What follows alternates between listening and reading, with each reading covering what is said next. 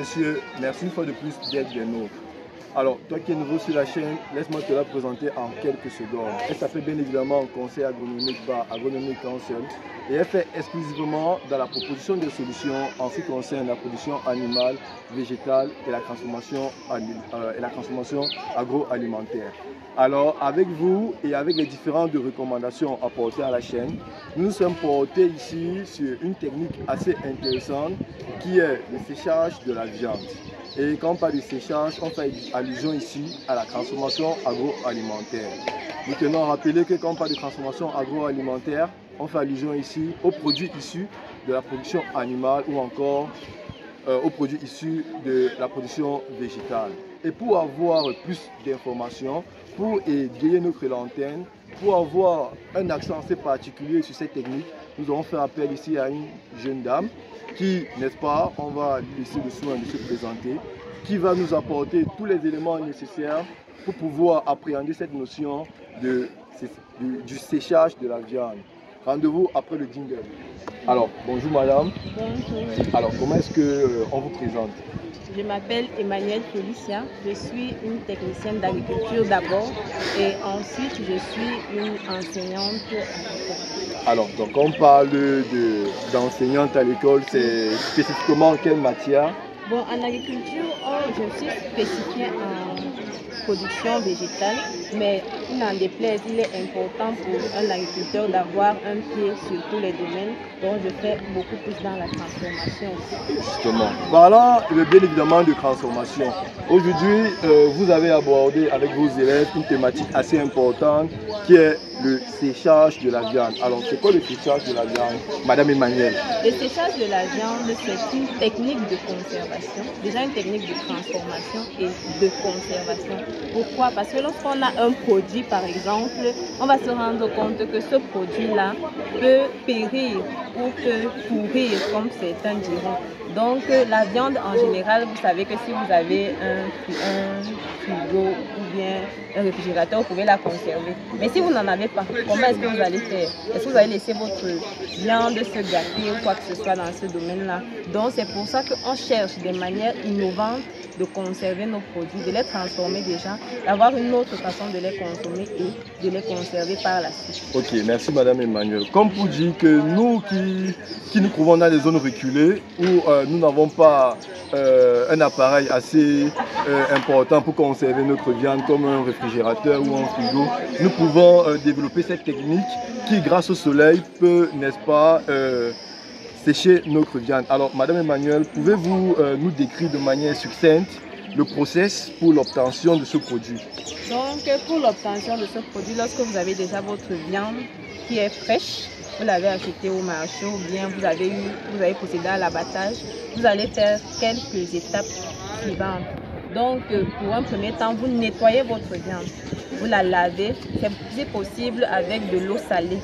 On va dire que le sel ici est un élément essentiel pour nous parce que le sel a tendance à soit à sécher la viande ou à détruire ou à réduire l'effet des bactéries. Donc vous la lavez avec de l'eau salée. Ensuite vous la séchez. Lorsque vous finissez d'assécher la viande, vous allez faire ce qu'on appelle le parage. Le parage est une technique qui va consister à nettoyer la viande de toutes les tendons, les parties qui ne seront pas facilement mâchables. Lorsque vous finissez donc avec ce parage-là, vous vous retrouvez avec une viande qui est prête à être dépiécée. Donc, on va appeler cette partie-là le piéçage. Vous pouvez choisir de faire le piéçage comme ici.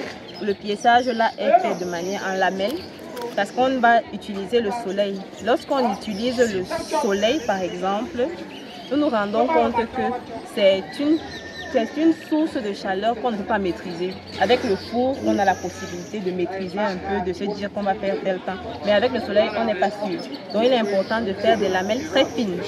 Après avoir fait ces lamelles très fines-là, on va les assécher. On va je ne sais pas comment dire ça, les tamponner, les marteler. On prend un petit marteau ou une masse et on va appuyer la viande. Il est important que les fibres soient un peu molles. Lorsqu'on finit là, on va donc assaisonner notre viande. Vous pouvez l'assaisonner avec du sel.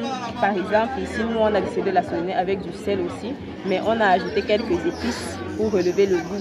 On macère là, et vous pouvez ajouter dans vos épices. Je vous conseille de mettre le poivre. Le poivre ressort le goût de la viande. Donc c'est important de le mettre. Mais maintenant, vous pouvez avoir des gens qui vont vous dire je ne mange pas d'épices. Donc vous faites justement seulement avec le sel.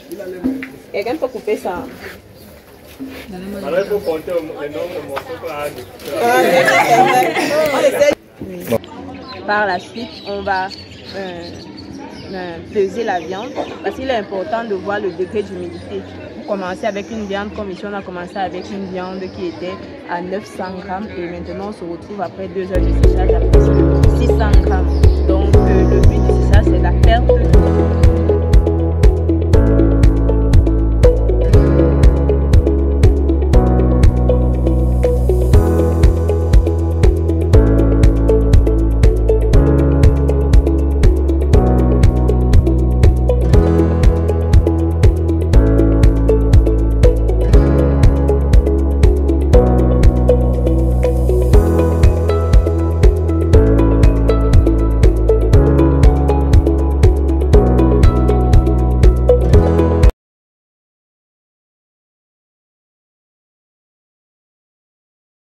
Donc, lorsqu'on finit là, on a ce genre de produit.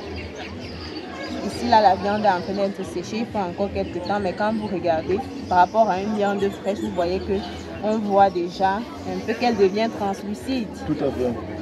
Donc, la viande est en train de continuer dans son processus. Justement, Madame Emmanuel, nous avons vu où vous avez eu à appliquer de l'huile sur le produit. Oui. Pourquoi est-ce que vous avez eu à appliquer de l'huile? Précisément, on a pris de l'huile, surtout sur cette surface-là, pour que la viande ne colle pas.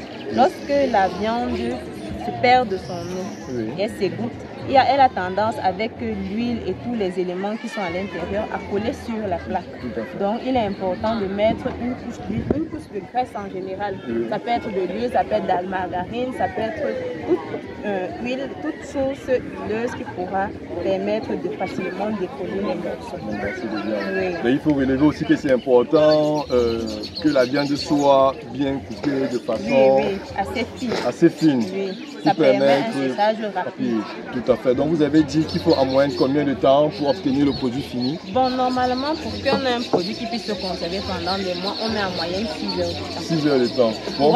Pour un ensoleillement qui est vraiment fort, comme ici on est en période de saison sèche, donc l'ensoleillement est très fort. Oui. Donc là, on se rend compte que la viande s'égoutte facilement. On doit vite une transformation entre le début qui était il y a 2 heures de temps et maintenant. Mais maintenant, pour des périodes où il n'y a pas vraiment d'ensoleillement, on va se rendre compte que par contre, peut-être 2, 3 jours. C'est ça le côté négatif un peu.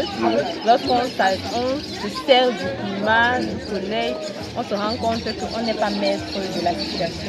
On s'adapte. Mais beaucoup de personnes vont poser la question de savoir pourquoi est-ce que vous n'avez pas mis un tamis en bas que la table, parce que la table peut retenir en bas de l'eau. Pourquoi pas notre tamis en bas pour faciliter le séchage de cette viande-là? On y a pensé, mais maintenant voilà 2 choses qu'on évite lorsqu'on va travailler sur ce genre de surface. D'accord. Le fait d'avoir une source qui est déjà fermée, vous allez voir que ce n'est pas totalement hermétique. Ça veut dire que s'il y avait eu à avoir du sointage, ça devait sortir par là. Ouais. Et même lorsqu'on a essoré la viande, on l'a essoré avec un tube, ça veut dire qu'on enlève l'excès d'eau. Oui. Si vous laissez le grillage partout, imaginez qu'il y ait du vent. Nous devons combattre tout ça. Ce n'est pas seulement le côté séchage qu'on fait, il y a le côté gustatif. Il faut que ce soit propre, il faut que ce soit sain. Donc on essaye de mettre les éléments qui vont conserver à la fois ce côté sain là et ce côté gustatif. Et maintenant, Dans toute source de contamination, Voilà. pouvoir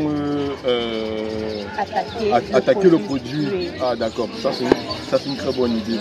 Donc déjà vous avez dit, vous avez utilisé certaines épices Oui. pour améliorer le goût. Ces épices-là n'ont pas un effet, hormis le fait d'améliorer le goût, c'est pas un stimulant pour les attaques par rapport à la viande. Bon, beaucoup plus. Si peut-être on va dire c'est le sel. Le sel est considéré parfois comme une épice, mais Oui. elle va plutôt amplifier le goût et va peut-être réduire la prolifération bactérienne. Oui. Maintenant, on prête des forces ou des aptitudes aux épices, comme on a utilisé l'ail. Oui. On peut dire que les gens considèrent que l'ail c'est un antibiotique, un antioxydant. Oui. Ils l'utilisent souvent dans leur préparation. Donc maintenant, il a été séché là, donc je ne peux pas parler réellement de la qualité de ça, mais en tant que ail ou poivre, ce sont des épices qui ont déjà fait leur preuve, même sur le côté sensible. Justement, et avec ça, on se pose bien la question de savoir quelle est la différence entre le kilichi et la viande séchée. Bon, le kilichi est une forme de viande séchée. Oui. Maintenant, la plupart du temps, elle sera séchée comme ça, mais elle va aussi passer par une sorte de légère cuisson sur un grillage. Et ensuite, dans le kilichi, on va ajouter certaines épices. Oui. On va ajouter l'arachide, la pâte d'arachide. Donc, c'est déjà un mets de viande séchée. Ah, d'accord, ok. Merci bien pour cet élément de réponse, Madame Emmanuelle. Alors, les internautes et nous remercions pour ces éléments apportés. Je pense que d'ici là, les uns et les autres ont déjà un bref aperçu de ce qu'on entend ici par séchage de la viande. Alors, les abonnés de Conseil Agronomique vous remercient déjà pour ces éléments de réponse.